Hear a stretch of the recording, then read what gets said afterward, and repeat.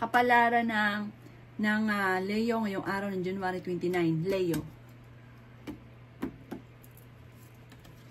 Sinasabi po dito ng ating tarot card Leo na marami ka daw pong takot sa ngayon at masyado kang nag-iisip ng maaring maganap na parang sobrang ka nalulungkot sa ngayon. Magpahinga ka daw po, parang overthinking ka daw po.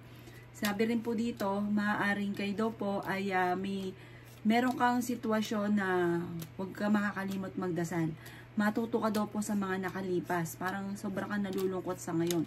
Sabi rin po dito, meron kang sitwasyon na parang dapat mong lisanin. Yan, sabi rin po dito na meron ka na ring issue tungkol sa usapin ng tiwala. May tao na nawala na yung tiwala mo sa kanya. Yan, sabi rin po dito na nalulungkot ka daw po sa ngayon. Sabi rin po dito, may bagong panimula na paparating. May magbubuntis daw po na Leo. So, maging mapagpasensya daw po kayo. Makakamit nyo naman kung ano mga pinapangarap daw po ninyo. Sabi po dito, meron kang matagal ng wini-wish na matutupad. Magdidiwang ka daw po. May selebrasyon para sa inyong pamilya na paparating. Kaya sabi rin po dito na kayo daw po ay nai-stress lamang. Ingatan nyo daw po ang inyong pong kalusugan. Magpahinga ka daw po. Marami ka daw po mga nakalampas na magagandang oportunidad. Pero yayaman ka daw po at magiging matagumpay.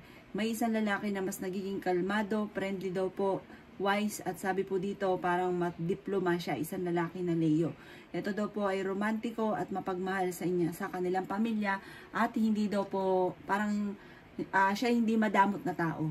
Basta merong bigay lang ng bigay ang Leo. Huwag mo lang gagalitin.